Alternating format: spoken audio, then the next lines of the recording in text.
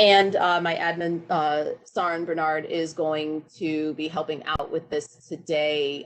She is working very hard to make sure that Amanda gets on, and I will try to slow it down until Amanda is there. So, Saren, if you could keep plugging away behind the scenes, I'll move on with what I'm doing. So, today we're going to, have a quick chat about the prep for the September 13th Climate Action Council meeting. I know that the meeting that was scheduled for Monday was canceled due to the weather. I hope everybody managed to stay safe and dry during the storm.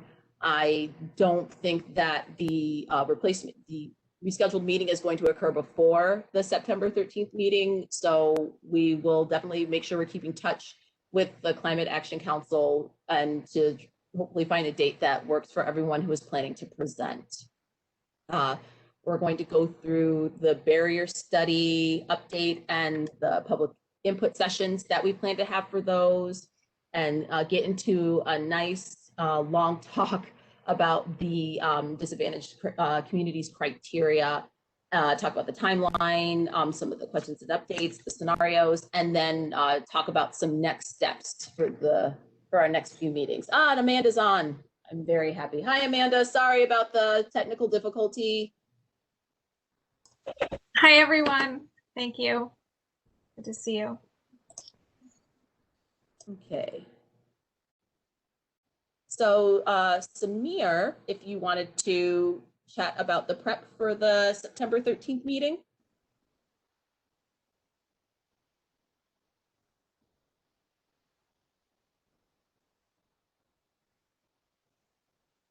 Samir? If you're there, you're still on mute. All right, double mute. Good afternoon, everybody. Great to see all of you. I just sent an email to everybody updating you on the PowerPoint from the last meeting that is getting rescheduled. So please look out for a final version of that PowerPoint by EOD today, if not even by the end of this meeting potentially. But I think the main points that we need to discuss are September 13th meeting and the rescheduling of the prior meeting. So we are still in the midst of rescheduling that meeting. It is very likely going to be after September 15th. So please stay tuned for that. My suggestion is that Samir? for the September 13 meeting, Samir. you could present. Yeah. Samir, I'm so sorry. There's a lot of background noise. I don't know if that's on your end or someone else. It's I heard probably, September, but not the date. Sorry, guys. I have like two different fans whirring in the background that are both off. Okay. Yep. Okay. And what's the date? So, September what? Sorry. September 13. That is the already scheduled meeting where you were scheduled to present at. So my suggestion is that for the last meeting that got delayed, you just go ahead and present on the ag and forestry and the local government and land use at this meeting. And then we are still in the midst of rescheduling the other meeting. And so that will be sometime after September 13. Follow up with you ASAP as soon as we get that. But then at that meeting, you could, all of you could present on the remaining panels that you still have left. And as I noted in my email, the PowerPoint will come by the end of today, if not much sooner, within the next few hours. Samir, Abby asked the question, what time on the 13th? And the other question following up on that is, for the rest of the workshops, did I hear right that that CAC is still trying to land on what their next meeting is after September 13th? Or do we already know the date for that? And should we be calendaring that? So to answer your first question, on the 13th, the meeting time is 2 to 5 p.m. That's the Climate Action Council meeting. let me make a point to circle back with you to get the more specific time period for when the climate justice working group will be on the agenda. So I'll follow up on that. Yes, the rescheduling, or we're working on rescheduling still. It will very likely be sometime after September 13th. That's the only information I have now, and I'll follow up as soon as I have more info on that, or myself or Alana or somebody from our team. Thanks, Samir. One last thing. I'm sorry to keep jumping in, but we had requested a few times over the last several months for the CAC to post, their remaining meetings for the rest of the year. Rescheduling.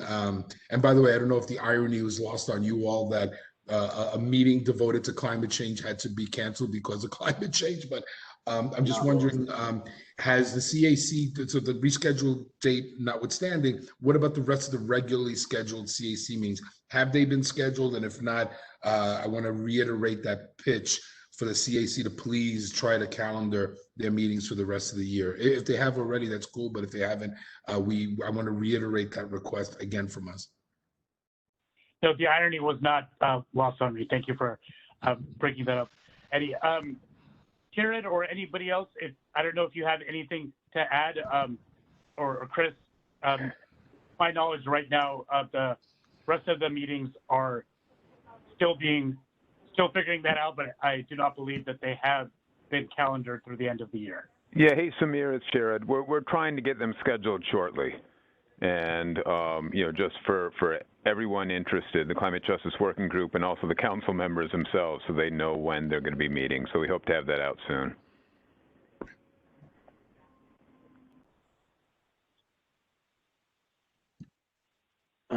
Samir, another point I'd like to bring up. I think in our last meeting we hadn't really fully committed to presenting on all of the panel recommendations, because I think there was, only 2 more opportunities for us to present, and I believe there was, I want to say 6 or 7 sets of recommendations, and we plan on tackling, I think, 2 per opportunity, which meant that there was some discussion about covering those last recommendations in writing. So I think there might be a little bit of discussion among the group about how we want to move forward with that.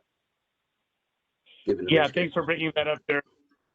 That's true. So assuming at the September 13 meeting, you do land use and local government and agriculture and forestry, then remaining, there will be 4 more panels: waste, just transition, EITE, and adaptation and resilience.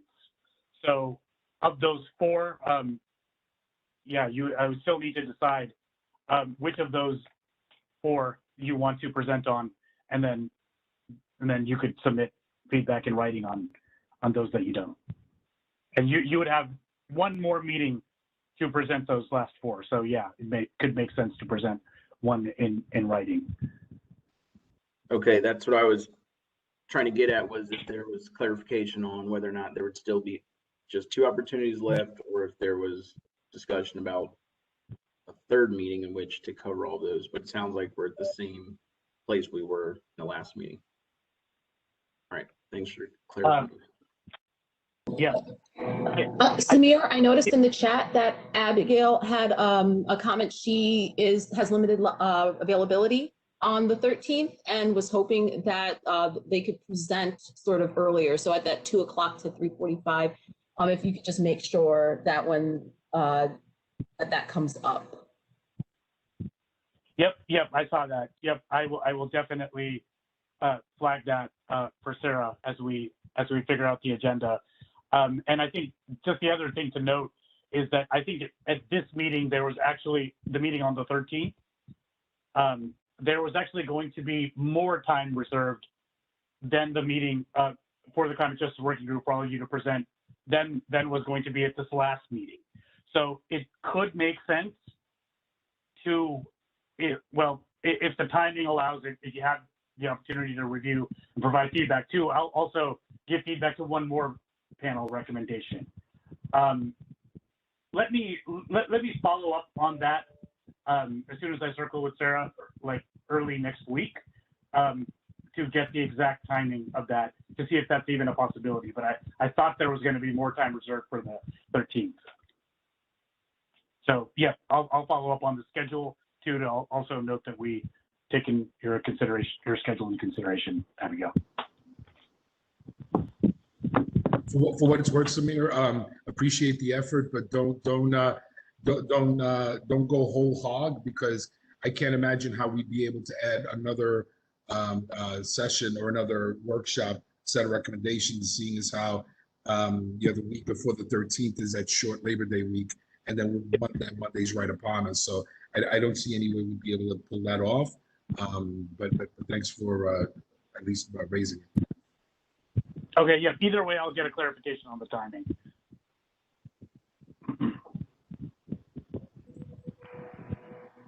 Are there any other questions? Sorry, I was just gonna. No. You can. Oh no, if you're not done, you can please. Yeah, I was about to ask the same thing. Yeah, if anybody has anything else to add.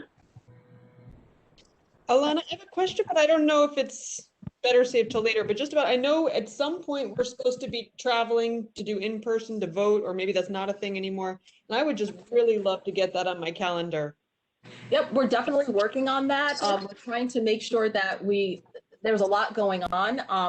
And there's a lot of logistics that go on with that, because we obviously we want to try to set up as many locations that are sites as possible, so we don't have to try to force everyone to drive all the way to Albany, which is not ideal for everybody on this call. So if you're looking for, and that's going to come up during the next couple of slides, so if you don't mind waiting, I definitely want to get into that in some more detail, but it's going to be part of our scheduling and planning for the next little bit. But I'm glad you brought it up, because that is definitely coming up, and whether or not we will be going back to the suspension of open meetings law is definitely at issue. So we'll discuss it in just a little bit, I promise. Hey, I just included a little question in the chat when Samir talked about a presentation on agriculture. I just wanted to know if there was going to be any discussion about urban agriculture. A short response, yeah, Elizabeth. That's among the recommendations that we're. I'll share it with you offline.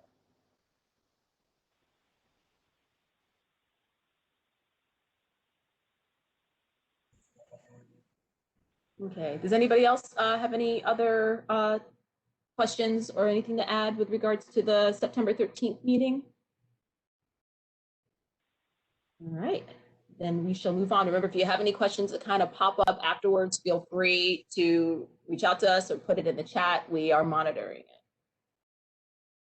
Okay, so now we're going to go to the barrier study update, which is also you, Samir. Yeah, and I'll have Amanda also chime in with help. But I don't know if everybody had the chance to look at the email that was sent a little earlier with the update on where things are with the barriers report. So whenever you get the chance, please take a look at that. And, I can appreciate that everybody has a busy schedule. So, first, I also want you to know, as part of the barriers report, you can set aside time with me, even 15 minutes, a half hour, if you just want to kind of get a rundown on where things are with that. But again, I think probably the most critical things to note is that, we're already just kind of being aware of all of the input, the feedback that you're already giving to the Climate Action Council. And much of that is very rich information, from which we can already pull, because as part of your feedback, you're sharing barriers and opportunities to solve those barriers. So it's already a lot of rich information is pulled from that for the report. So So that's already happening with all the feedback that you're offering and will be offering. Next week, we will be beginning focus groups. And as I mentioned, I will be reaching out to all of you with a description of that and to see if there are people, or we would love your help in actually, finding certain people for some of the things. So you can help with that, and I'll share info on that. And then the public input sessions, we're working on getting them scheduled for the week of September 20. And if there are people who you could recommend, or we'd love your help with turning out really everybody from your network to those input sessions. So stay tuned for that. And then I would say, yeah, maybe the last thing is the formal public hearings will be in late October. So that's a little ways away, but I'll share more info on that. But your feedback is already really coming through with the input to the Climate Action Council. So I just want you to be assured that that's happening, but you'll have more opportunities to connect with me directly and through the public participate input sessions and the focus groups, you can send more people to those. Amanda, do you have anything you want to add? Yeah, that was a great quick summary. We actually did a little bit more time in this meeting to discuss it because I know there's a lot in the email. So we actually do have slides that kind of go through the legislation and some of these upcoming opportunities. And I'm happy to kind of talk through that. And Alana and I did talk about some timeline stuff that might have changed too. So why don't we go on 2 slides forward here. So I just, there was a lot in the email. I just wanted to make sure everyone kind of is looking at the same language for what the barriers study, we're calling it the barriers study, but it's from this portion of the CLCPA that talks about reporting on barriers to and opportunities for community ownership of services and commodities in disadvantaged communities. And then there are 5 specific services and commodities listed that we can talk through next. But the rest of this is also interesting. It talks about who's responsible for it. So the DEC in cooperation with NYSERDA and NYPA, and with input from relevant state agencies, with input from the EJ Advisory Group and the Climate Justice Working Group. And also it goes on later to say that there should be 2 public hearings. And then it goes on to say what it will be used for. So it's intended to be used to amend the scoping plan. So the idea is that this gets published before the end of the year. And then when there are revisions and amendments to the scoping plan in 2022, the barriers and opportunities in this report would feed into those.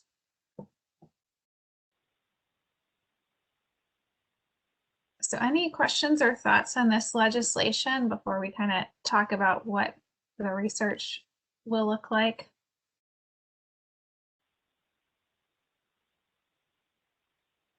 All right, let's move on to the next slide.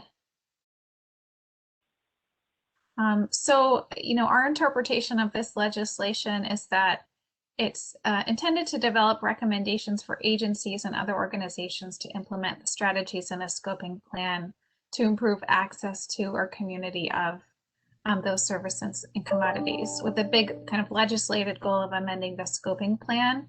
And from what the agencies have started to discuss, there's a number of agencies involved at this point, also hoping that it can serve as a strategy document to provide guidance for program implementation. All right. We can go to the next slide here.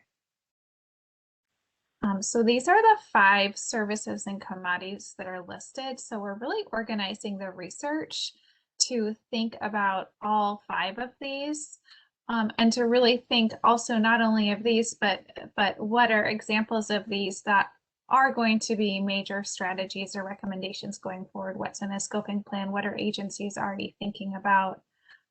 So we can get kind of more specific feedback on more emerging ideas or models for these 5 things. So distributed and renewable energy, energy efficiency and weatherization, which would include building electrification, zero emission and low emission transportation options, which would include any type of mobility solutions, adaptation measures to improve the resilience of homes and local infrastructure, including but not limited to microgrids. So that could also potentially include community resilience planning or using green or natural resources for climate adaptation. And then services and infrastructure to reduce the risks associated with climate-related hazards, mainly to kind of mitigate health impacts. So shelters and cooling rooms or medical treatment for asthma and other conditions.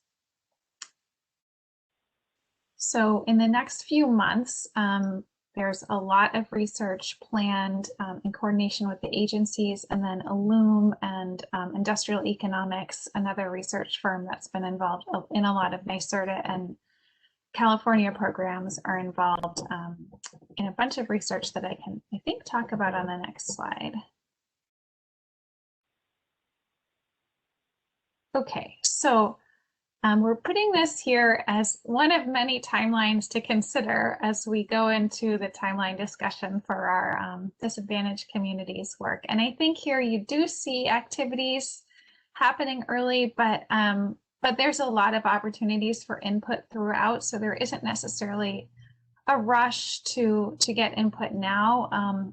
And we're hoping to build in some opportunities when the disadvantaged communities criteria settles down a little bit, so you have more time to think about this. So I'll just go through from the top here. So still kind of finishing up agency planning. I'm going through the blue items here, just kind of in time order. We're doing a bunch of existing research on barriers and opportunities listed in public studies. And then part of that, we're certainly looking for New York specific research or research from your organizations or other organizations who have done community outreach or hosted community conversations about these things. For example, we found some work that We Act did about cooling shelters and community conversations about cooling shelters, and we're using that.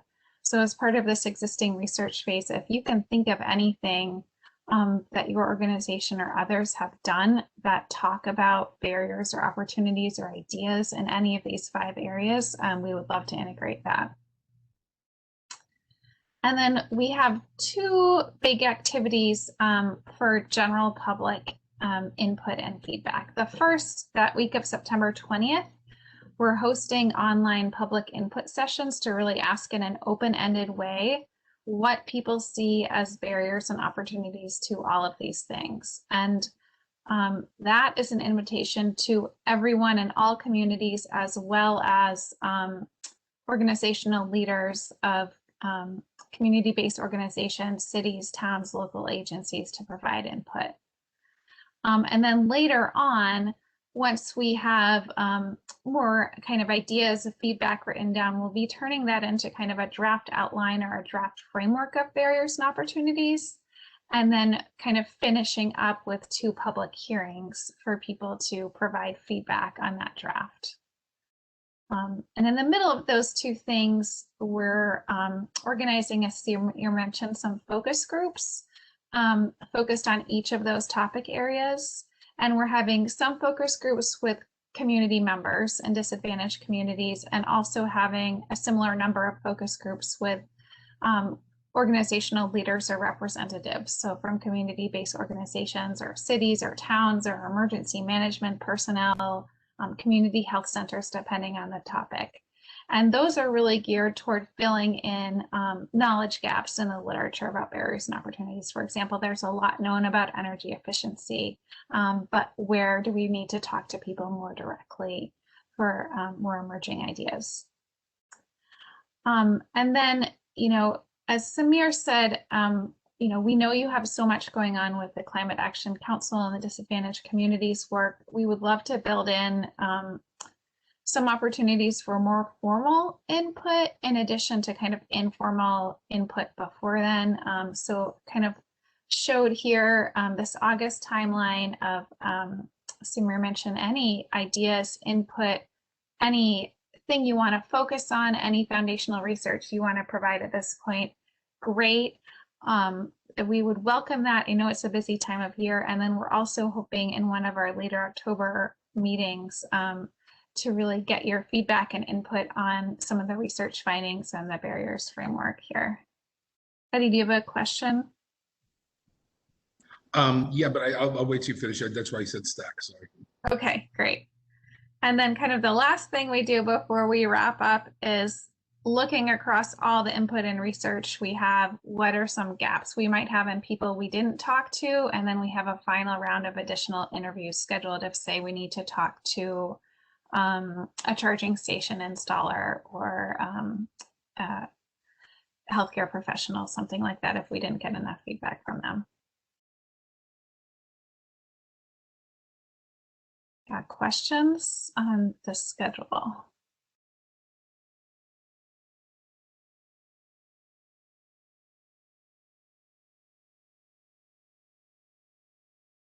I might be saying what Eddie was going to say. Eddie, do you want to go?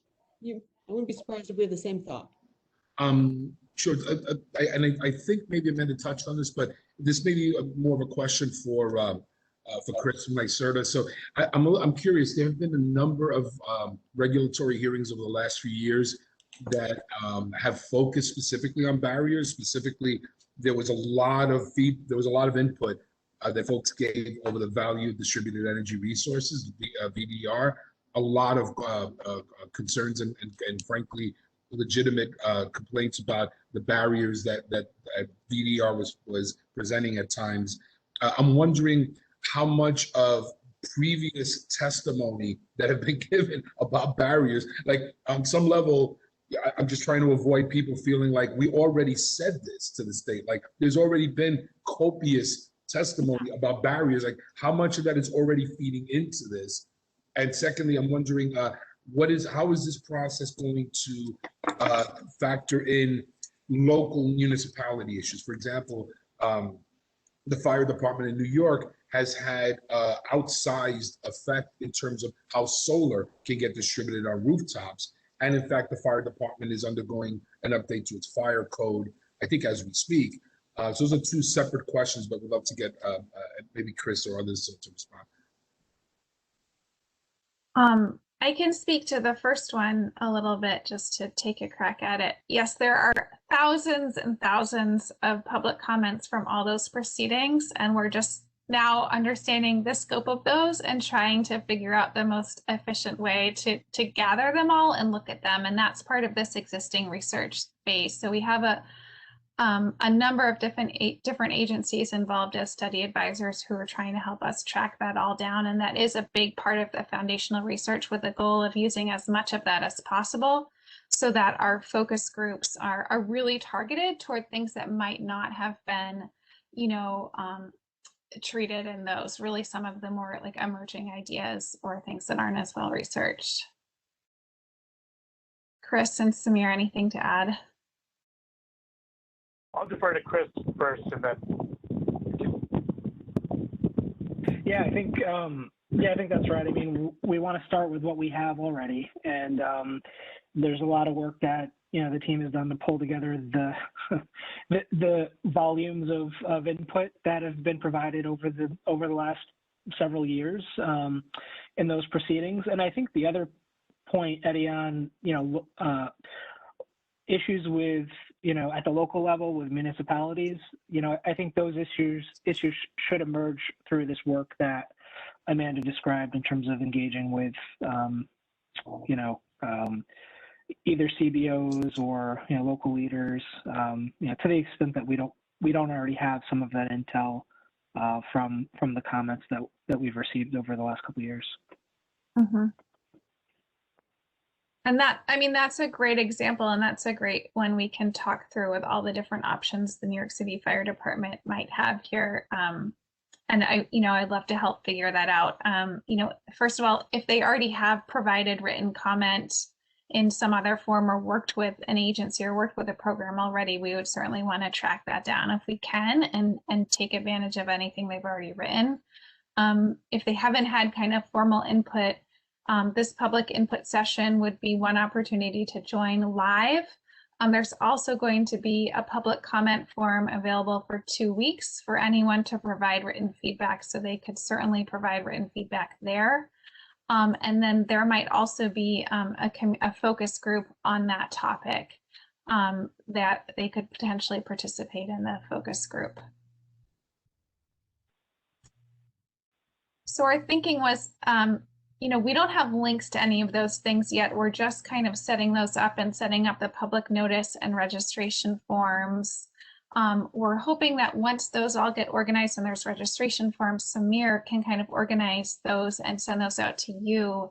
And then you would be able to send those out to anyone who you think might be interested in the public input sessions, providing written feedback or focus groups.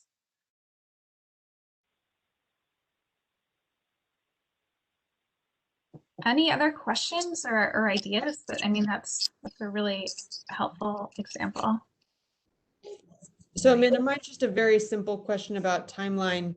I noticed that the public input session is during Climate Week. I was wondering if that was intentional. And I'm curious what my colleagues here think. I know that's kind of a busy week for people typically, and I don't know if that will make it harder or if to get people to engage, or if you're thinking about how to tap into other things that are going on to get people engaged. So just curious what your thinking is there. There was not intentional alignment there. It was more that we just have an aggressive timeline for this study to get this draft report out and to have a draft to go to public hearings with in November. But if you really think that is not enough time for people to make room for this, those aren't scheduled yet, we could definitely discuss having those the following week. And I would love to hear other thoughts on pros and cons of that.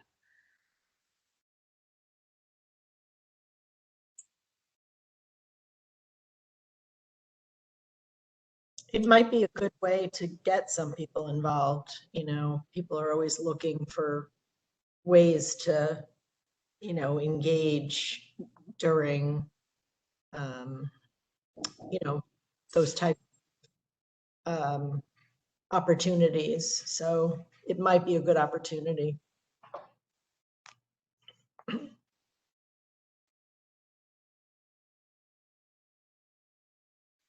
So the idea was to have whenever we have them, to have 2 sessions, to have one afternoon session and one evening session. And there would be kind of a short presentation and overview of the legislation, and then really just open it up to about 3-minute verbal comment periods for people to weigh in on barriers and opportunities to each of those 5 topic areas. So Eddie, it looks like you just posted that it is a busy week and might be best to schedule the following week to use Climate Week as a way to publicize or drive people.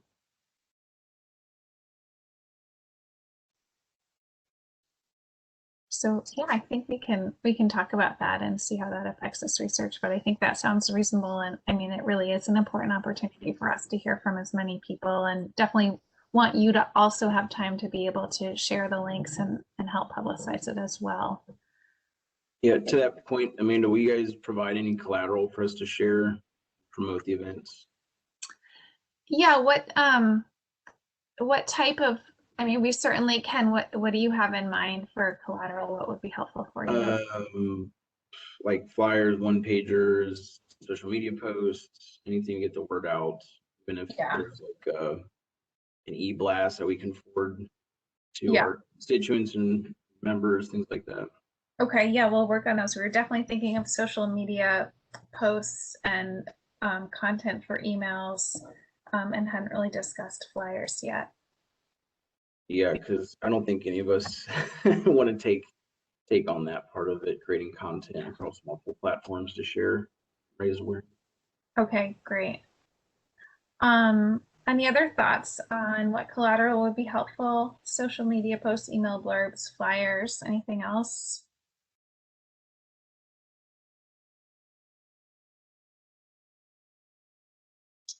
Okay. So we'll keep working on that, and Samir will be in touch as those things emerge, and definitely send us any questions or ideas after this call if you have other ideas on how to make that easier for people. So this kind of summarizes some of the things we just touched on, and this is kind of copied from the August 19th email. So, so these big activities are the public input sessions where we'd love help spreading the word among community members and other organizations. And then at some point, we'll also be recruiting for those online focus groups. And that might be a slightly more targeted effort because they will be kind of topic specific groups. So we might be looking for more specific representatives for those, and we'll be in touch about that. And then, you know, an ongoing opportunity to, if and when you have time or interest, totally optional, let us know, you know, what you see as barriers or opportunities, or if there's already things written you want to make sure we see, like research or community outreach you've done, send those our way. And then the more kind of formal avenue would be, you know, once we have a draft framework of barriers and opportunities or a draft report or outline, we can share that with you to discuss together.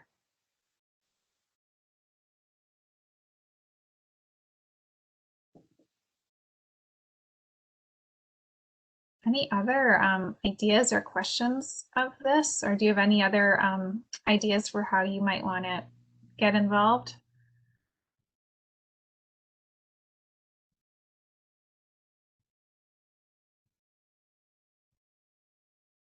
And are there any particular topics or questions that, you know, might not be covered in existing research or proceedings that would be important to cover in this study?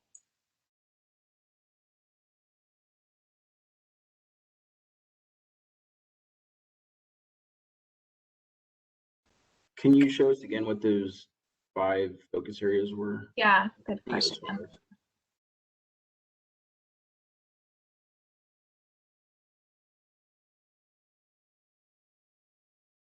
Here we go.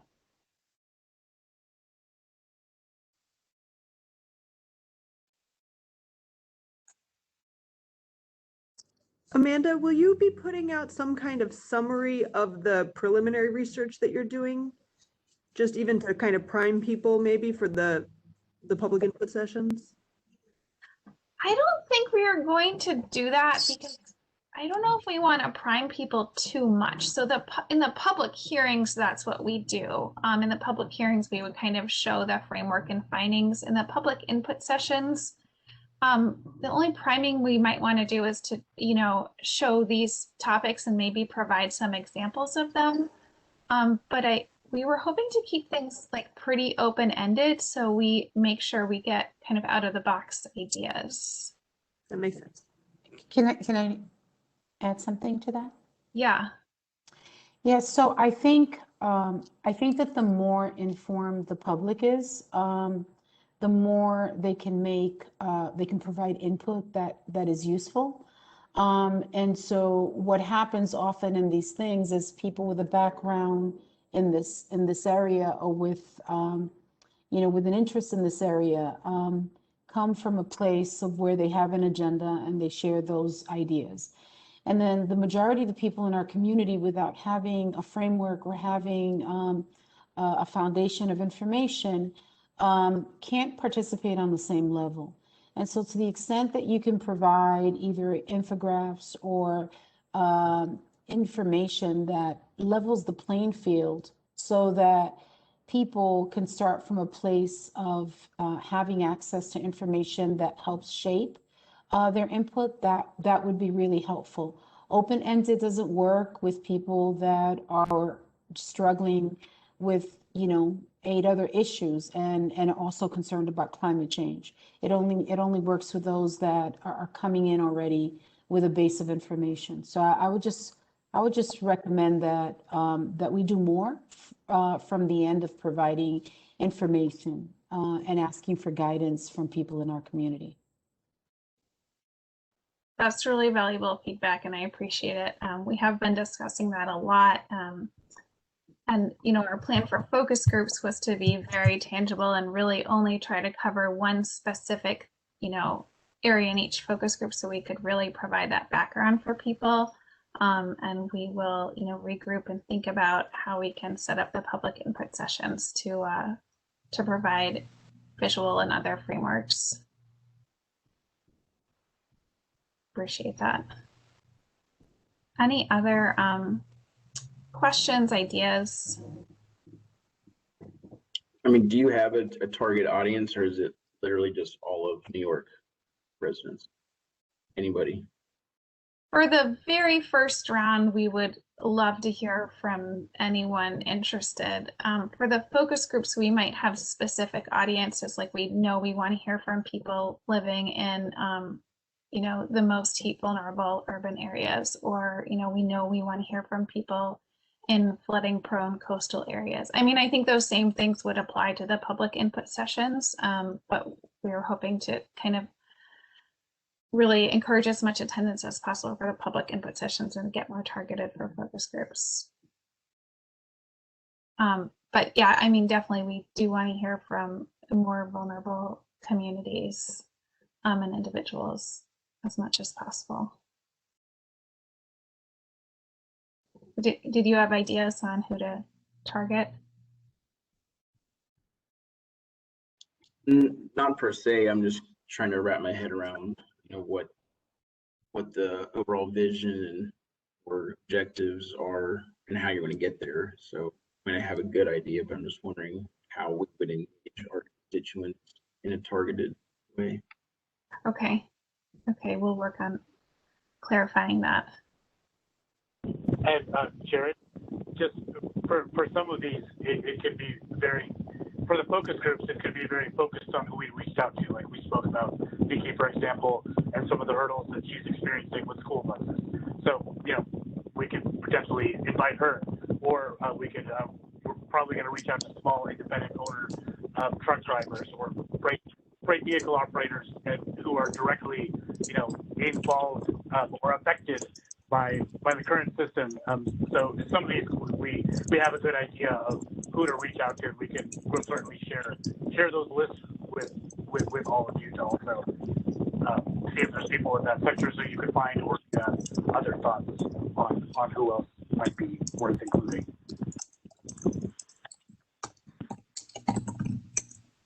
Great, thanks, Samir.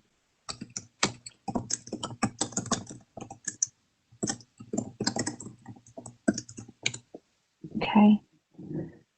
This is helpful. I appreciate it. I'm glad we have time to talk about this.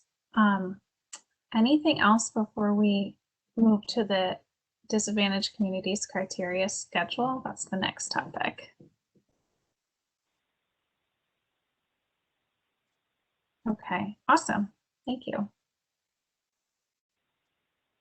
I think we can move on to the next section, Alana.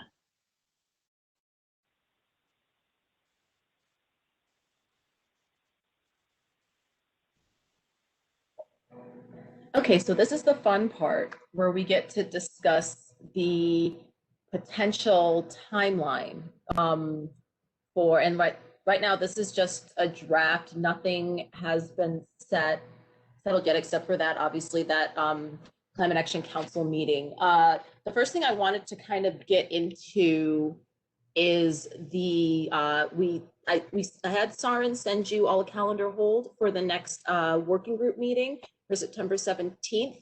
That might not be the best day for folks. I know it's not going to be the most convenient day for myself or for Jared. So I was wondering if you guys could, at the bottom, you see that we've started that, and there are some alternative times that were proposed in the doodle poll by Rosa that also got a good amount of response from folks.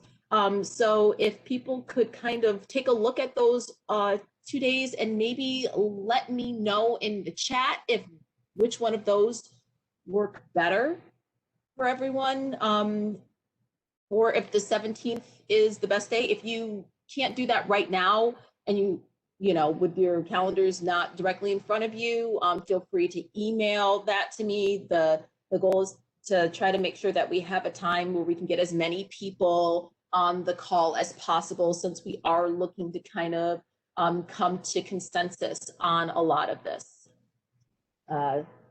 Also, we're looking in that week of September, we said, for the barriers public input session, but since that does conflict with Climate Week, we are willing to move that to another week. We will definitely talk about that more, and we'll make sure that everybody is updated when we come to a decision. So if you look at the schedule, the goal is to try to have a vote on the criteria and the indicators in either late October, early November. That is so that we can start the public input, public comment process, hopefully sometime in that first, second week of November, recognizing that we are going to run into the holidays with that, but it is a 120-day comment period, and we could probably extend it if we definitely needed to. Does anybody have any questions on that so far?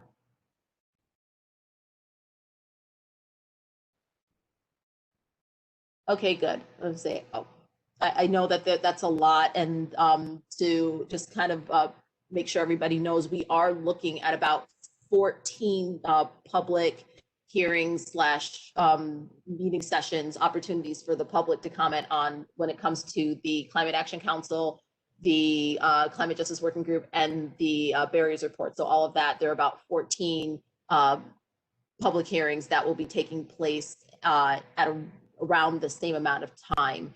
And that does sound very daunting, but it is something that is absolutely doable. We just want to make sure that there's as much differentiation between all of these, and that everybody gets an opportunity to kind of fairly comment on all the drafts that will be going out, and with as little confusion as possible. So moving on to October, we're looking at this for, just kind of voting on the scenarios. Does everybody feel comfortable with what they're seeing in October?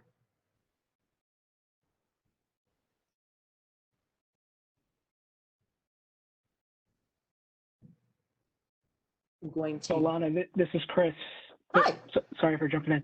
But No, just a point of clarification. So the voting, that is going to be where we have to do that in person, or in several in-person meetings that are connected via video. Is that right? Yes, that would have to be the one. Okay. For now. Like I said, we don't know what things are going to look like. We haven't had any direction. We'll definitely double check to see what the direction we're getting from the chamber is on that. But right now, as of this moment, we are looking at holding in-person voting with multiple locations that qualify under the open meetings law as a site. So it's coming up sooner rather than later. I'm seeing everybody is kind of commenting. Good. So I see people are saying, see, what is the response? Oh, sorry, Eddie, you had a question and said, was the responsibility of the Climate Justice Working Group to attend and participate in the hearings? That's actually something I wanted to bring up. It really is sort of up to you. There is no obligation for anybody from the working group to attend the hearings.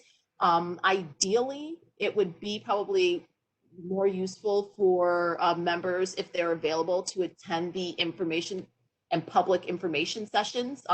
Those are usually something that we try to have right before we have any sort of public hearing, is to have at least 1 or 2 public information sessions to give folks the opportunity to kind of preview the draft, ask any technical questions, so that we have enough time during the hearings and we're not spending time in the beginning of any of these hearings sort of summarizing and rehashing. We're getting right to the public comments so that folks have enough time to actually make their comments. So ideally, having you guys available for those as much as you can be for those public information sessions is more ideal than having you attend the hearings. I'm sure that everyone will probably listen in on the hearings, but being there is not necessary, if that makes sense. And I see Abigail's question, and all the voting, yes, the goal is to, because we don't want to try to have to force you guys to come together for this more than once. The goal is to have all of the voting done in this meeting, basically, to have, you know, to vote on the scenarios, to vote on everything, so that we can sort of start the process of cleaning everything up, so that we can put it to the public, so we can make that draft public, and we can start the comment period.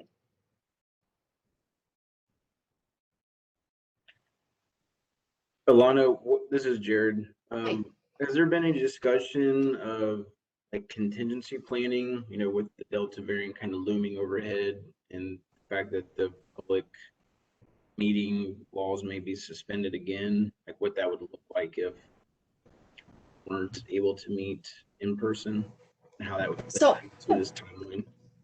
Absolutely. So if we're not able to meet in person, we'll still have the 6 hearings. It would just happen. It would just occur online. So we'd have to do it via WebEx. What we would do is, are we talking, sorry, you're talking about the meeting, right? The voting meeting, and did I just confuse things? I did, apologies. So, but now you know what that plan is. If we can't meet in person, if the open meetings law is suspended again, then we plan on doing this pretty much in a similar fashion to what we're doing now, holding a WebEx and holding a more official vote, but we'll, you know, have everything recorded kind of the same way that we're doing it now, just hopefully with fewer glitches. But the goal is to try to come to consensus and make sure that we hold the vote, and we'll have some folks making sure that they're recording it so that it's official and everything kind of meets the standards that are somewhat dictated in the legislation. Okay, thank you. Can we go back to the week of the 13th of September? Sure. I didn't have the 17th on my calendar. I don't know. No. I missed that. But what time was that supposed to be as a potential meeting? I believe that meeting on the 17th was supposed to take place from 1:30 to 3:30. I believe that's I don't know if the hold was on there, from 1 o'clock to 3 o'clock. So that was one of the times that was suggested. So the 17th from 1 to 3 was one that was sent out in the doodle poll. There were others, like I said, the 14th from 12:30 to 2:30, and then the 16th from 10 a.m. to 12 p.m.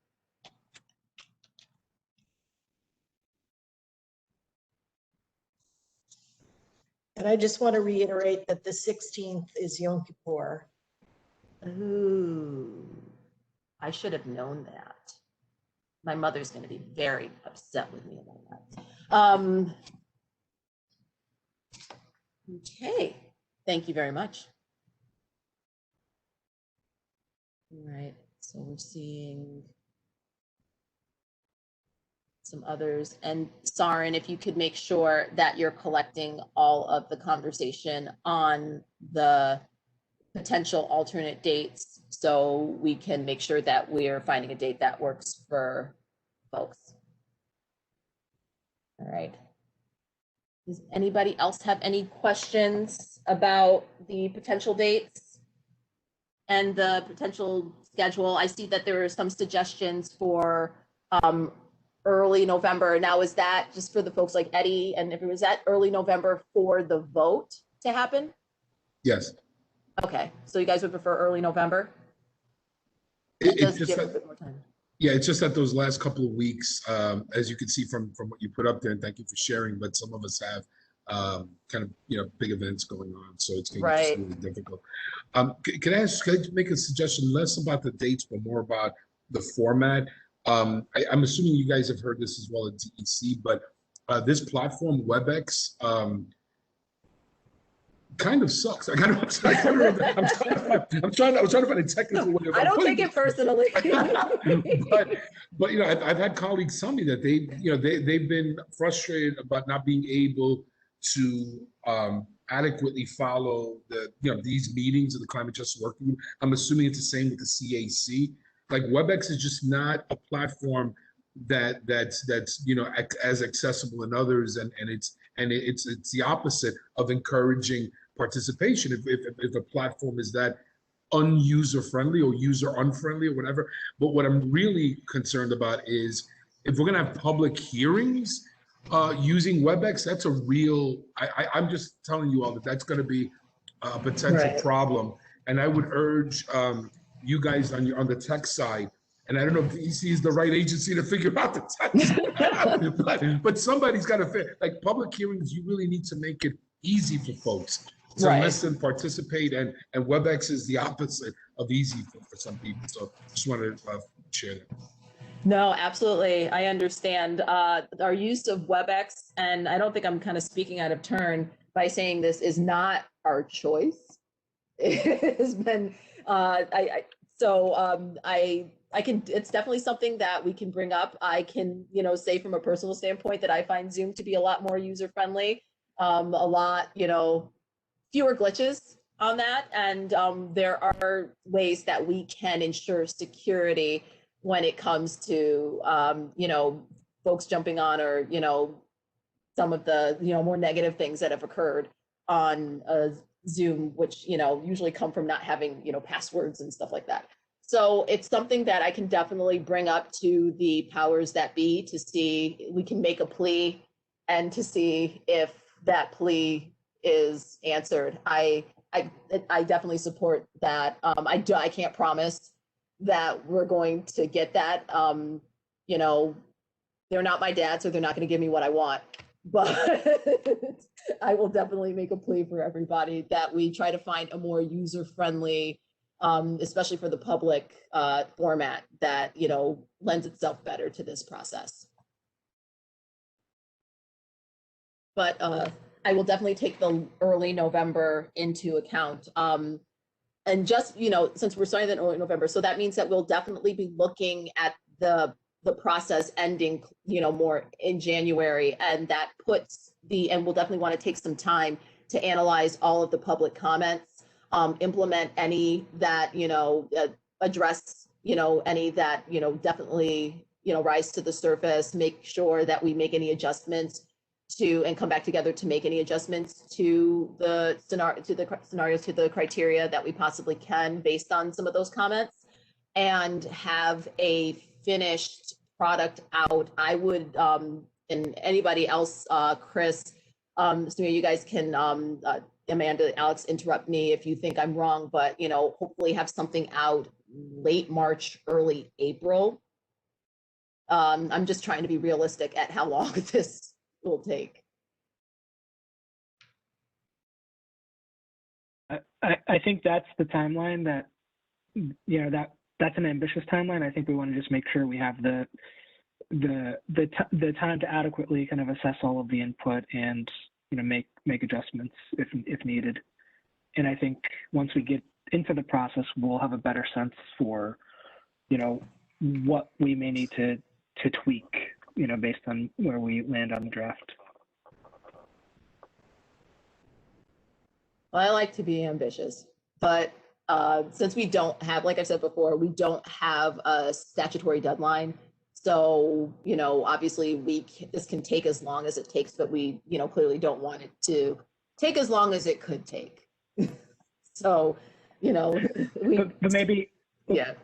Sorry, Alana, maybe one of the things just to flag though. So, I know there's another kind of, thread of activity related to the agencies reporting out on, benefits to disadvantaged communities. And, so that reporting process will, need to take into account kind of where we land on a final set of, criteria for defining a disadvantaged community under the law. So, so that is one interdependency that we just have to be mindful of. So the longer it takes us to get to a final draft or a final set of criteria that may impact the timing for getting reporting done from agencies. But we should revisit that as a group in one of our upcoming calls.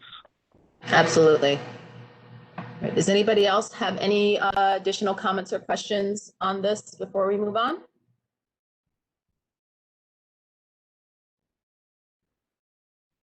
All right, I'm going to move forward. I'm just going to quick check the chat. All right.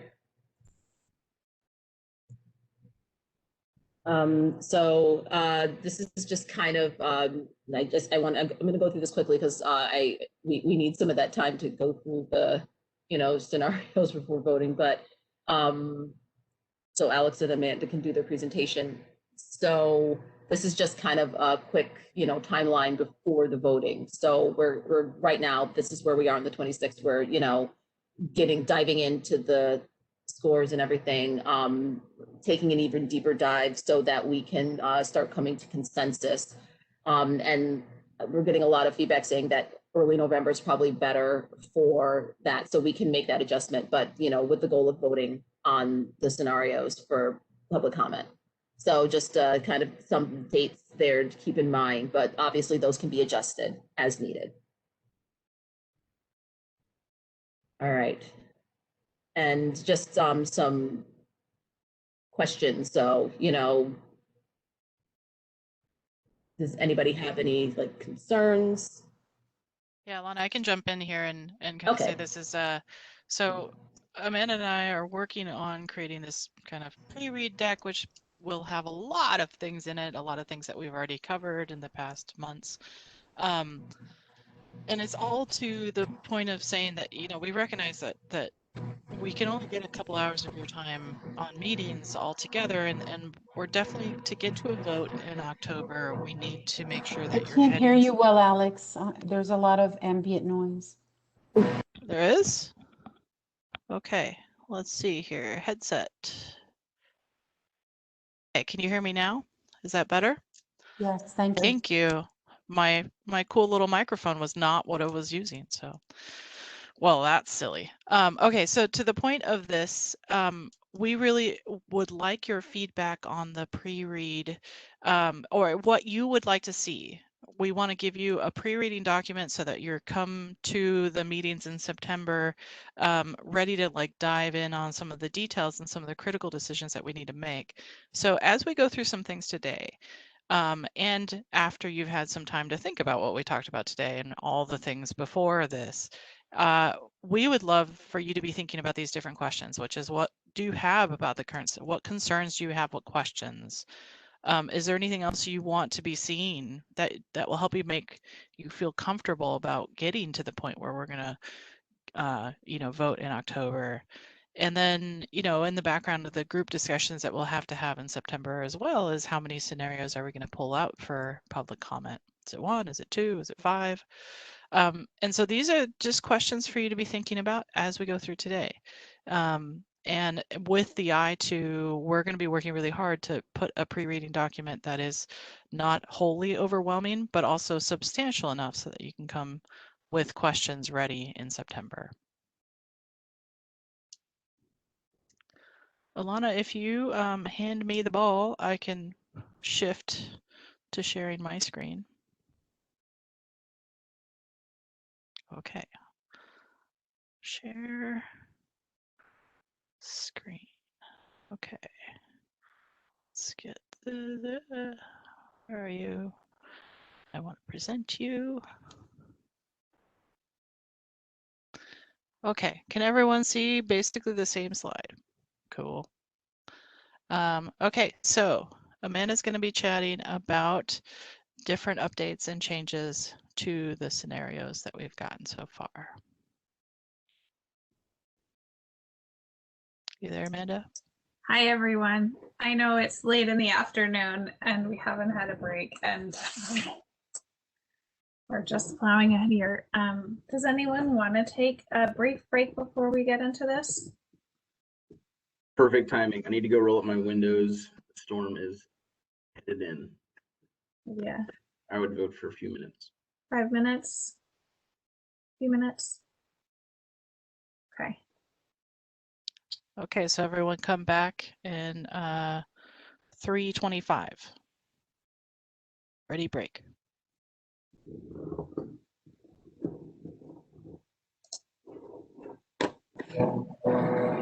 Okay, so is everybody, are we planning on coming back at 3:30? Did I hear break, or did we say 5 minutes? 5 minutes. 5 minutes. 5 minutes, okay, so 3:25. 3:25, all right.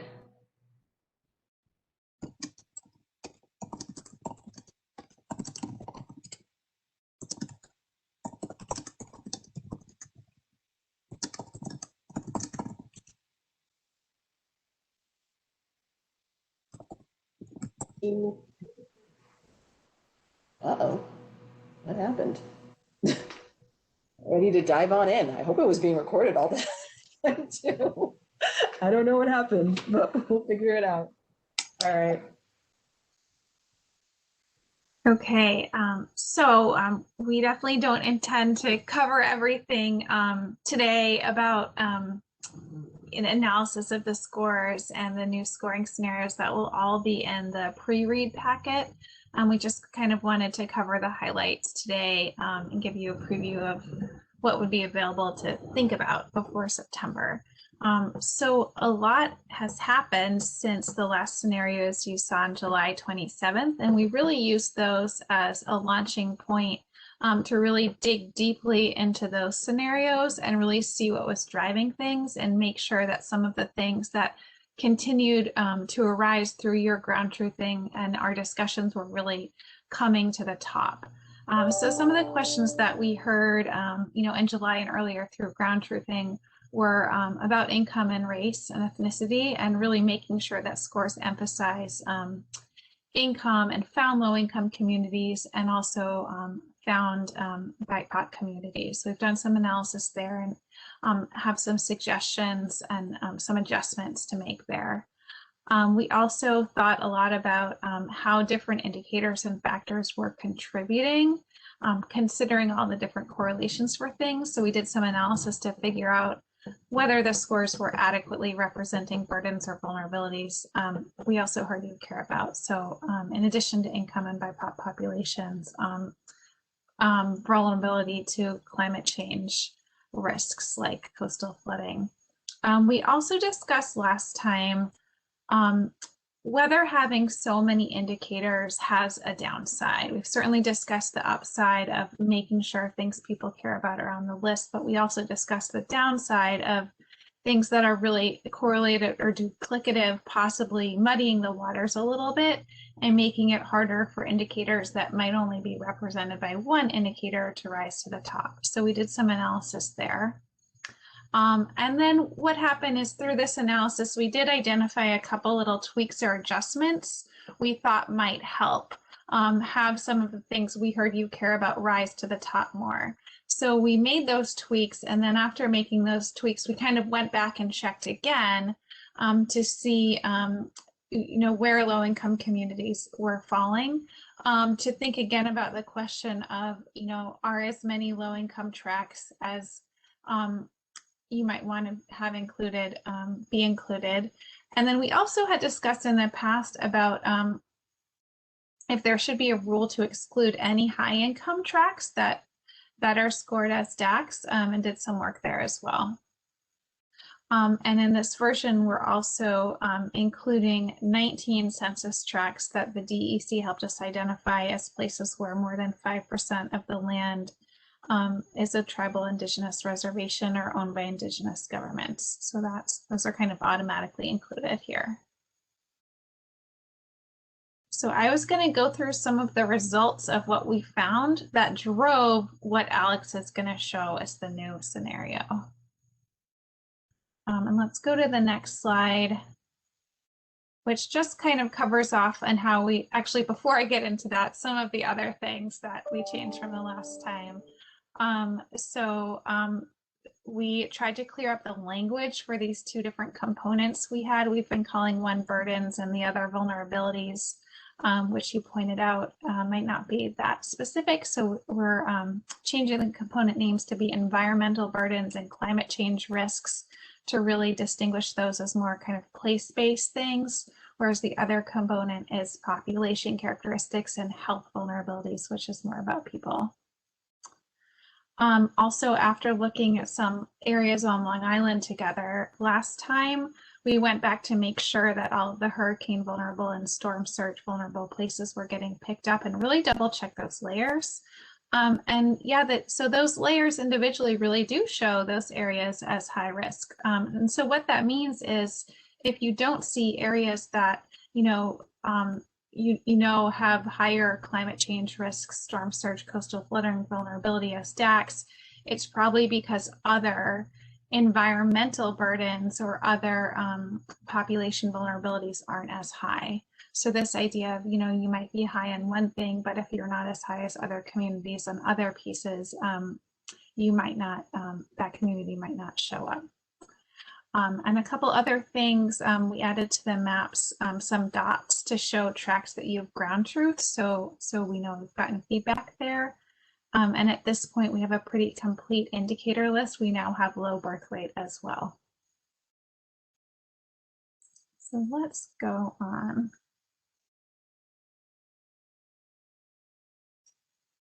Oh, Eddie, you had a question, great question. In addition to double checking hurricane and storm surge areas, are we also picking up areas with urban heat island impacts? And that's a place I think we kind of think we are from the data. That would be another place that we get into maps. We should definitely ground truth that. We know those layers are showing up. We have many, the various layers for vegetative cover and road density and temperature projections into 2050. So those might be showing up individually. Again, we'd have to look at whether combined with all the other factors, those areas are still showing up. So this just shows the renaming of that factor to environmental burdens and climate change risks and kind of clarifying environmental and climate considerations of people and health. And we can go on to the next slide. This will be in the packet just showing those two indicators just for one area of Long Island. That on their own, they do show the risk, but you might see in the scenarios themselves, not all of these tracks might show up because they might be relatively lower on environmental burdens or population or health vulnerabilities.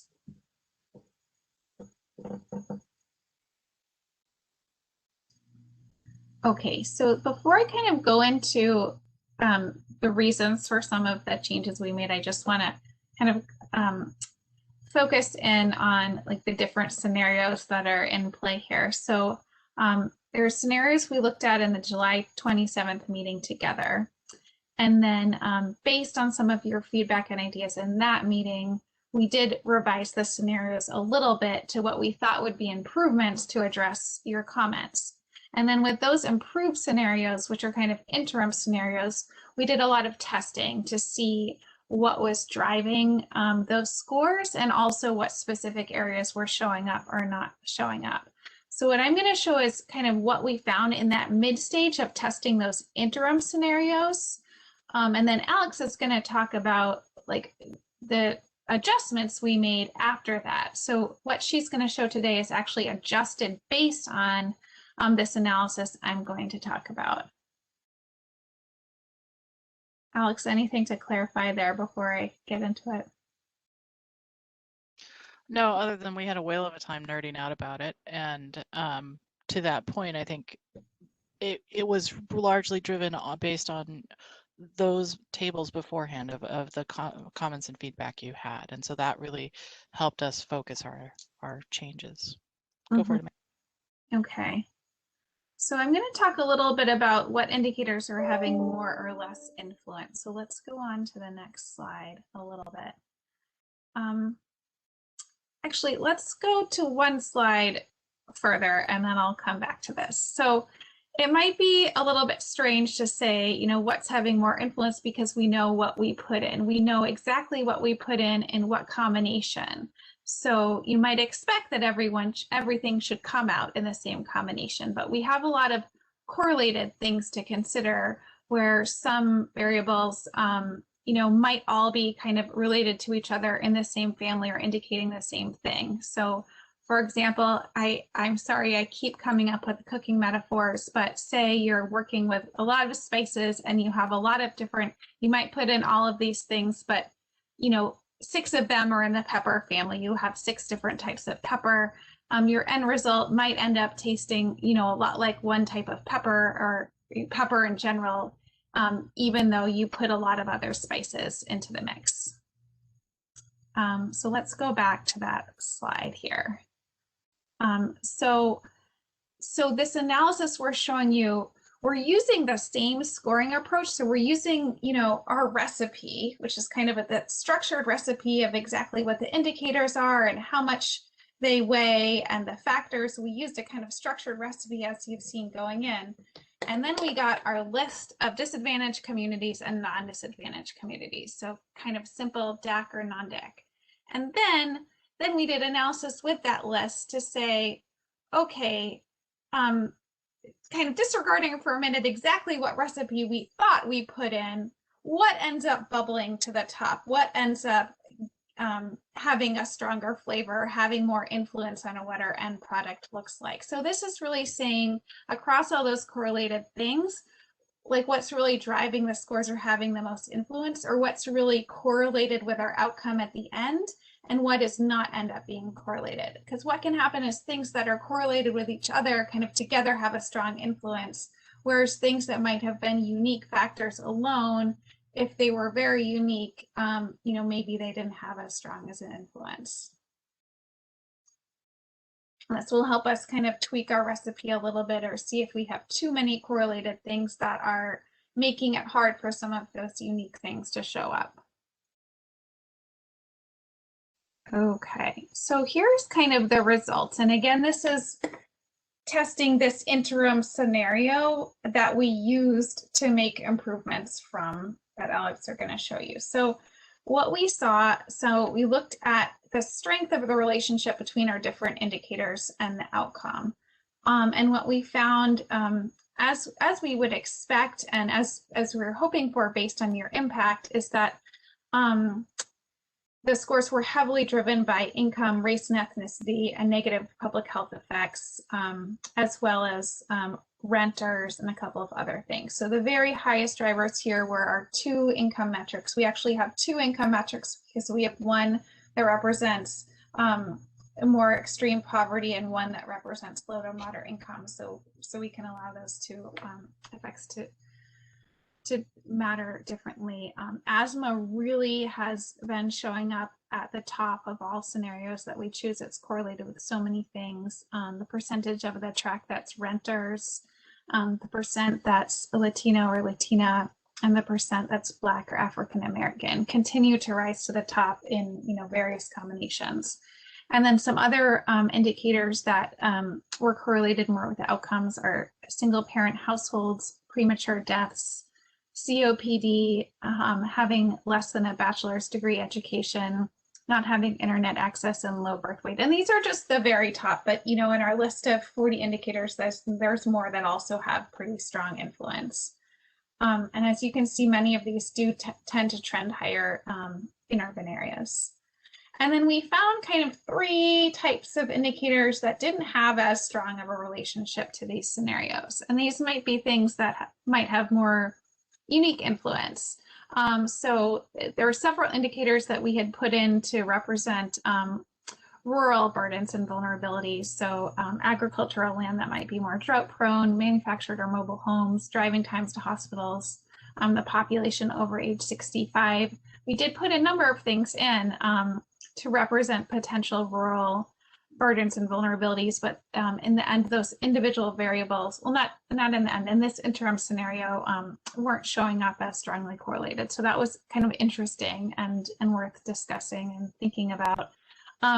There's also a number of different facilities that are accounted for where the indicator looks at proximity to a different type of facility. So proximity to a landfill, different types of solid waste management facilities, scrap metal processing, oil storage, remediation, several of these weren't showing up as being highly correlated, which might make sense if these are kind of unique community-specific facilities that might not be all sited near each other. And then also our climate change variables, interestingly, in this interim scenario weren't really rising to the top as much. So coastal and inland flooding weren't really showing up. So some of the tweaks we made, this was really informative to learn that some of these weren't showing up as much and how strongly the other things were showing up. So then the rest of the kind of analysis and the adjustments we made were to really make sure we're not missing potential DACs in more climate vulnerable areas or rural areas. And so we tested kind of adjustments there with an eye toward making sure the scores continue to reflect income, race, negative public health effects, renters, and other things in that top list.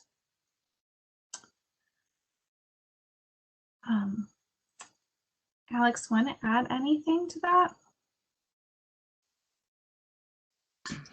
I think one of the discussions you and I had about this was pretty eye-opening for both of us, and this was that the reality of why we're okay with things that were highly correlated going together and kind of having a lot of leverage is because of the compounded effects that those all have together.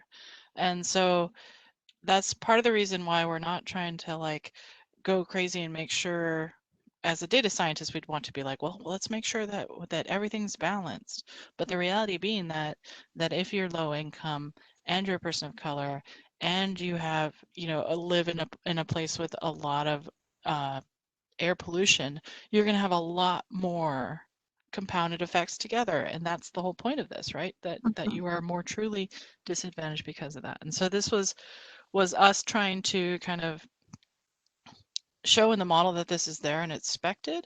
Then the next question for you, because again, all of this, to be really true honestly about it, is that we're creating something together to create these definitions that no one has ever done. So it's not like we have anything to compare against that is like, oh, well, this is how they model disadvantaged communities with the same data, et cetera. No, this is us doing it together. And this is why making sure that we're as transparent and also making sure that we're hitting the points and is that you think are the most important to hit across all of you in the working group. So as we go through, keep that in mind.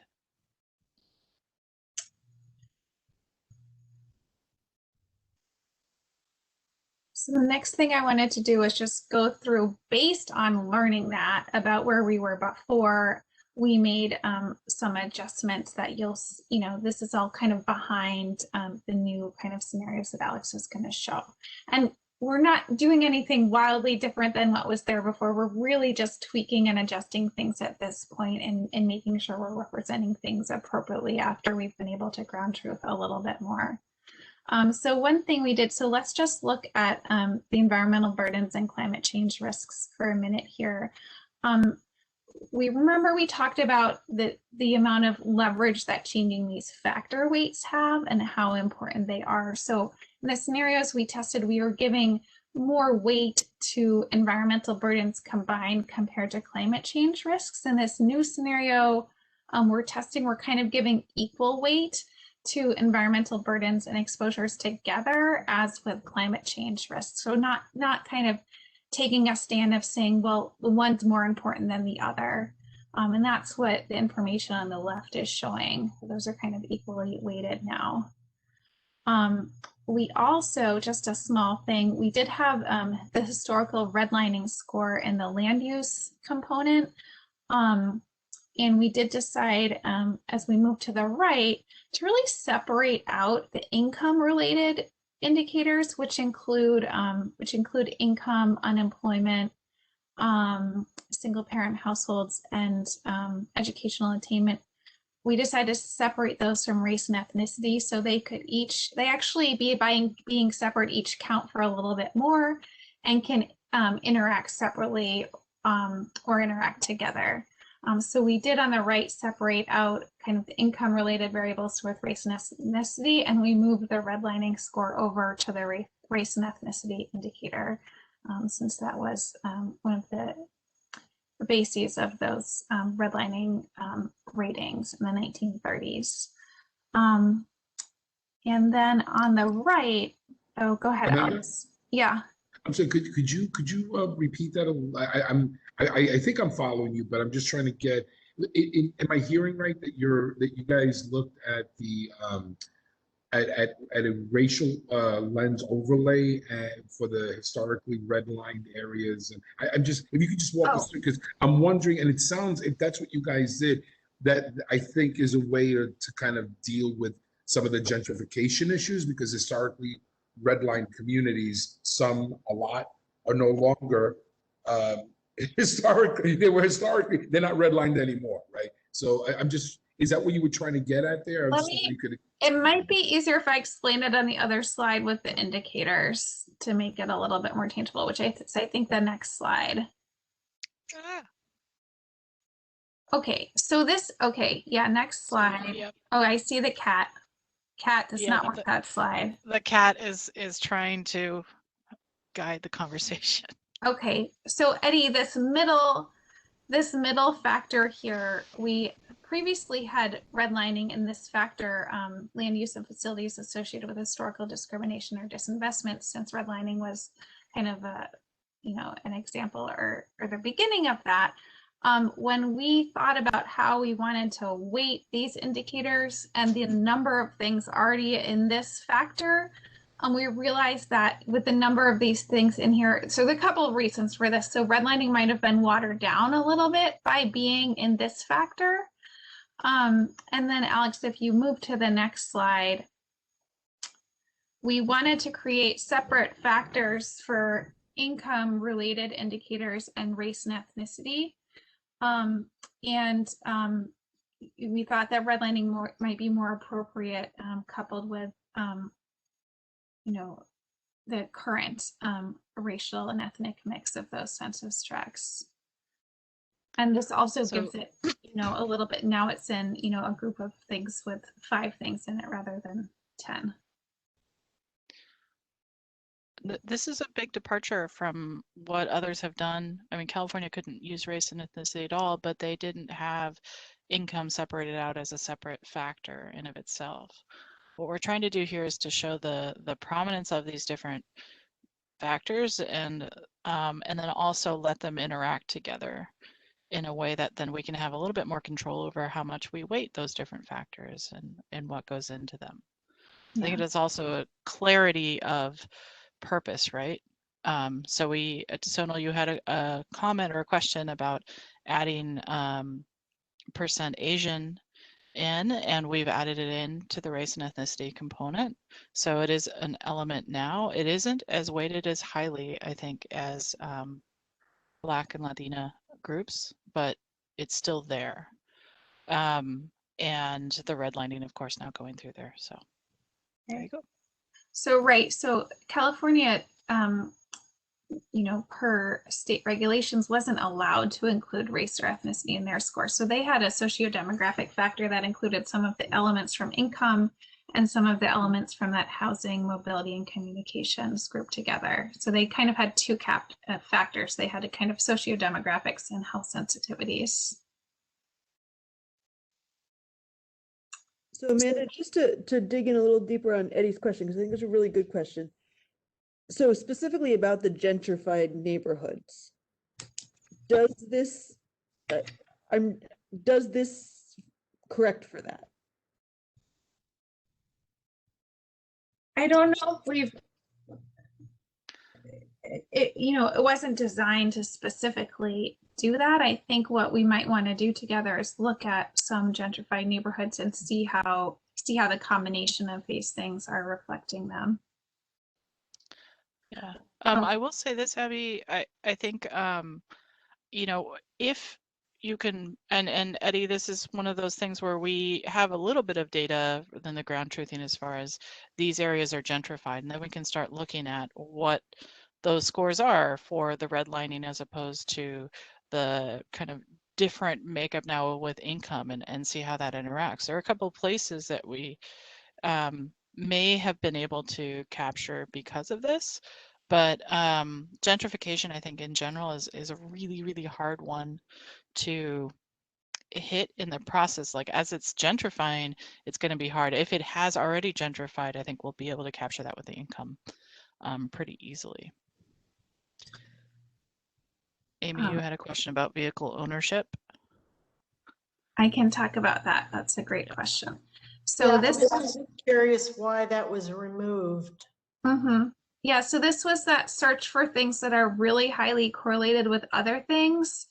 And removing them might give an opportunity for more of the unique things to rise up to the top more. So it's highly correlated with renters, and it's also correlated with other urban variables. And there's so many other variables that are kind of in that family and correlated with each other. When we did that analysis and saw how much some of the more rural indicators weren't showing up to the top, we were kind of looking for opportunities.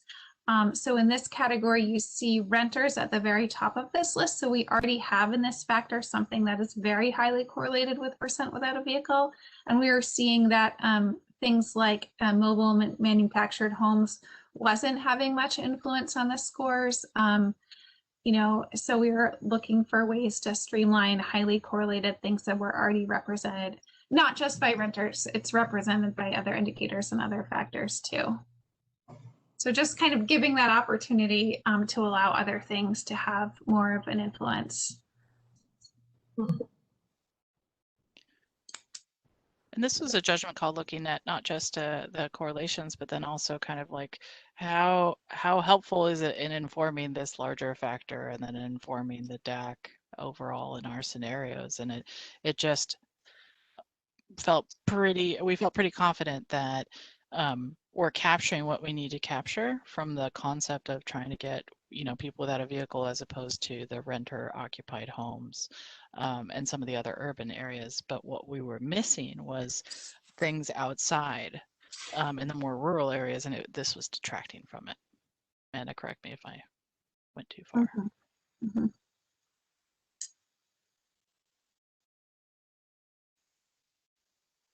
So that kind of sums up the changes we make. And as you saw, I mean, we really didn't decide to remove a lot at this point. We just really made small adjustments and actually balanced out some of the weights a little bit more to give it a little bit more transparency as well. And this slide will be in the pre-read. It just really summarizes what we just talked about.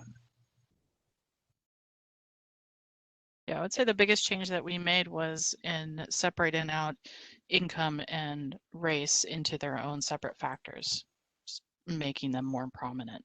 And so letting us have more control over that in the model.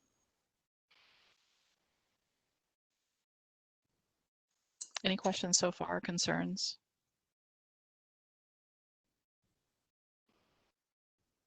Okay, we have like 8 minutes to like look at maps. And we're not actually going to look at too many maps because we only have 8 minutes, but we are going to get further into this. The current scenario has kind of 31% of tracks as DACs, designated as DACs. And when it ranges from the North Country getting 9% to New York City getting 39%. And I am going to continue down the line here. We've been looking at several different diagnostics. At this point, we have quite a few different diagnostics. Looking at, you know, 80% AMI, less than 100% federal poverty level, Black, African American, Latino, Asian, the burden score, and the vulnerability score. Those are all things that we're comparing across the different scenarios that we've been running. We've also been looking at the agreement with ground truthing. This one's really hard because it's not like we have a huge amount of data in the ground truthing. So these kind of are less than perfect numbers, but they're fine. So overall, we see that we agree, our models are agreeing 57% of the time. And then to the kind of 80% of the time when it's not a DAC. So I do want to get through one component here. If there's one takeaway, a big question that we need to ask is we're in our digging into the income component here, we started looking at, oh my goodness, what is happening with exclusions. So, so there are some communities that are very low income that are not designated as a DAC. So let's talk through that. And Amanda, Well, this I is don't where know you if want. we would say very low income, but there are certainly lower income communities. Yeah. To get there, I just want to tee up the idea that we have two different income metrics in our model. We have one that is the less than 100% federal poverty line, and one that is less than 80% median income. Part of the reason this is actually pretty vital is that it captures two different levels of income, and I'll show you this table. The federal poverty line is the same for every single tract. Area median income is not. It varies by tract. The federal poverty line captures people very, very low income. Whereas the 80% area median income is, you know, frankly, for a lot of New York State, still having to kind of really push. But the thing is that this lets us really capture two different dimensions of income and income vulnerability. And so that's part of the reason why we have them both in there. So I'm going to pull us now into looking at Tableau, and there's a couple reasons for this, because while the DACs are doing what we want them to do, in this case, the higher on the graph on both the right and the top and the blue means that we've covered them. They're designated DACs, and those are the most lowest income tracts that we have. But if you have like special X-ray eyes, you can see a couple light gray little rings in there. So I'm going to show you that. Bear with me while I stop sharing and then restart sharing and all the fun things. Okay, let's just do this one. And I'm going to show you the scatter plot when it decides that it wants to be shared. Okay, and I'm going to move you guys here.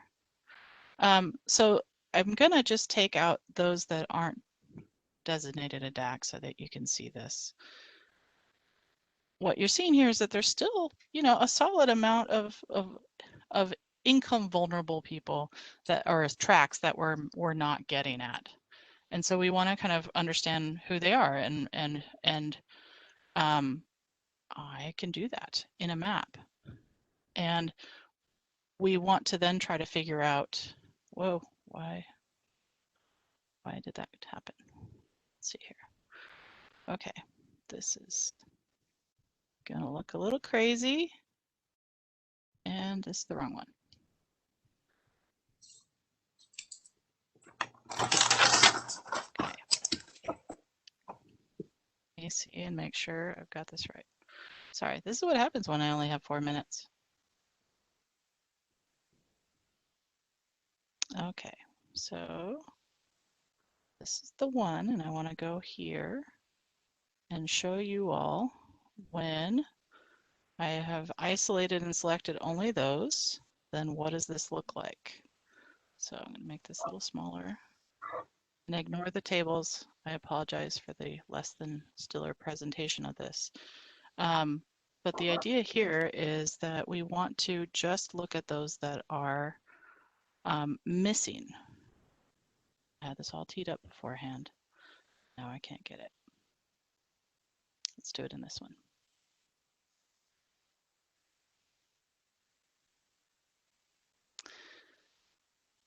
So here we are with the scenario. We still have these that are missing right here.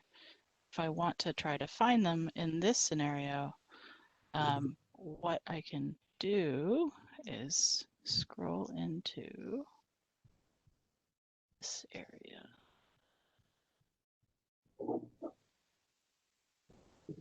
I want to zoom. Go. Zoom into you guys. Whoa. So there is this group of places right in here that we have missed, that are very low income, but have less, they're not, they don't have as many burdens, environmentally speaking at this point. So what does that actually mean for us is kind of what I wanted to show you. And if you're seeing these dots right here, those dots tell us that we got ground truthing information and that you think they should be DAX. And so we're missing them in our model. What this started, yeah, Eddie. If I'm not mistaken, Elizabeth, that looks like Sunset Park. That is Sunset Park, and I can point to my office and house. That's Sunset. Well, there you go, right? So we missed it, and wow. That's yeah, not good. That's not good, Alex. Well, I know, that's why we're talking to you about it. Yeah, there are a couple. You don't want to miss Sunset Park. Yeah. And so this is super helpful, A, because we have the ground truthing. We know that these should be DAX, and so we need to figure out a way of doing that. But Alex, right now, quick question. Those are not all, I mean, what I'm looking at is a mix of DAX and not DAX. Is the red all DAX and not red? Are the areas that are red considered DAX and the area not red considered non-DAX? Is that the way to read it? Yeah. If I had more time, I was going to show you guys all sorts of stuff on this map. But the red are in our model designated a DAC. The orange dots that we have here are where you told us, ground truthing wise, that these should be designated DACs. And then the main concept I'm trying to get to here is one of the things that we could be doing that might be really important for us to be thinking through is, let me end the slideshow and we'll just go from here. And this is what do we do? Part of the reason we're not seeing these is because for some reason some of their burden scores are lower. But what if we actually cast things wider? So instead of saying, well, 25% of the regional tracks and 25% of the statewide tracks, that captures a lot of New York State, this one, or New York City. Why don't we make it so that it ends up being 42% rather than 31%? And then that captures things. So this is something we're going to have to talk about. Designation threshold is going to be important for us to talk through. I have a little hard time understanding it, and maybe you can explain it better, because that is where a good amount of the East Asian, mostly Chinese, mostly Fujian community lives. And they are, and a lot of their work is in sweatshops, and they have an industrial sector there. And so they are exposed to a lot of toxic harm, and they have a lot of health disparities. It's not, it's a community that is poor, economically really poor. And so it can't be left out. We're talking about people with high levels of COPD, with cancer. And so it's really important that, I think that it was great to include the area closest to the waterfront, but there are uses that are, there are environmental burdens further uphill. Anyway, I just wanted to say that, because to us at Uprose, our organization is made up of the variety of people that live in Sunset Park. And I know, because I live literally in a section that was excluded, that the Asian community is, I'm right there. I'm in the middle of Chinatown. So, that's got to be included. Can you guys put the slide up again with the physical slide? Oh, you want to see the map? Okay. Yeah, the map. I'm sorry. Yeah. Okay. So it was showing very high vulnerability. So we were certainly capturing health impacts. It was showing, I think, the 81st percentile of health and population vulnerabilities, but the burden score was, I think, in the 37th percentile. So kind of what's happening with our model. So we made the decision that we have kind of place-based environmental and climate burdens in one place and population vulnerabilities, and then we multiply them with the idea that kind of effects modifiers, which is what California did. But that essentially means that we're kind of equally weighting place-based things and vulnerabilities. So it's really saying you have to kind of be higher on both to be classified. And that's what's happening here, that even with the really high vulnerabilities, as much weighting as we could possibly do within vulnerabilities. So we could do everything, we could weight COPD higher, everything. We could do anything within vulnerabilities, but it won't really affect the other side of things. So what Alex is talking about is we've been kind of reserving one of our big levers here, which is the size, the number of disadvantaged communities, because we were thinking, let's get as far as we can by adjusting these weights and adjusting things within to see if there's captures enough, and then kind of holding in reserve this opportunity to kind of get a bigger slice. So we still do want to think about all the tweaks within, and by having that smaller slice, it's been great to get us to this point of forcing that decisions, and now we're kind of considering not only the tweaks within, but the size of that slice. Yeah, and I just have to say, Elizabeth, it absolutely needs to be a DAC, right? So this is where us trying to make it fit the reality, the ground truth reality that you have is what's important. This is the driving force of what's driving Amanda and me. And so in all the work that we'll be doing for this pre-read deck, we're going to be talking about changing the slice of the pie or doing other things that we can to make sure that we're not missing these different components in here. And some of that is diagnostically us looking at crazy things like these scatter plots and be like, well, who are these tracks? Why are we missing them? What's going on there? And so, you know, then it's hearing from you of kind of like, okay, if there are sweatshots, if there are different things that we're not having in the data, we don't have time to add more data, but we do have time to tweak the things that we have to make it fit. And so that's where we're going with it. And it's 6 after. I'm hoping that next time we get a lot more time to really sink into just the DAC work so that we can spend a lot more time having these conversations and making sure that we're fine-tuning everything, again, with an eye to getting everything done by and ready for you all to vote in October and feeling good about it. So I'm just going to close out with thinking, if you'll have these slides, if you can think again about those questions, what do you need? What are you concerned about? We'll make sure that we have it in there. It's really important. So, and then Amy, I just saw a question you had of a list of map of those that weren't ID'd as DAC but are low income. We can get that for you. Appreciate your all's time. Yeah, thank you. Thank you. Okay. Please email, call with questions, concerns if you have them. All right, folks, we are over time. So thank you very much for everyone sticking with us through this, through the glitches and through going over. We all recognize your time is very valuable and very much appreciate everybody taking the time, this huge chunk out of your day to work with us on this really important issue. It really, really honestly do appreciate all of it. Thank you so much. We will take all the kind of voting and compile it and try to see if we can come up with an alternate date for the meeting. If not, then we will make sure that meeting invitation is sent to everybody for the 17th.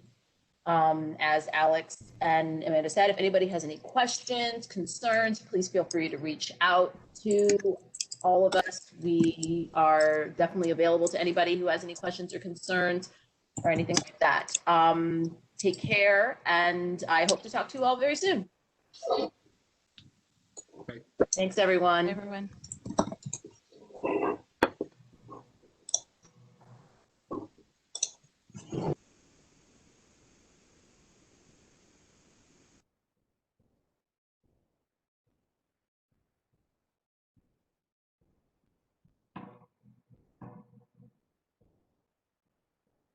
And Smears, I see you're still there. I will talk to you in a couple of minutes.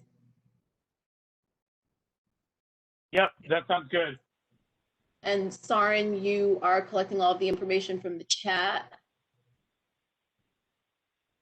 and taking care of the recording and getting the transcript, correct? Hi, Alana. Yes, I am. All right, excellent.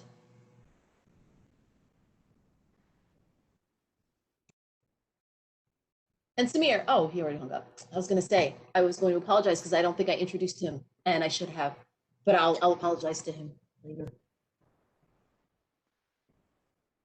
Okay. All right. I'm just, looks like everybody's off. Yep. Here. Okay, I am just looking to make sure that the chat is saved. And we should be all set. All right. And we'll set up a time to just debrief tomorrow. Sounds good.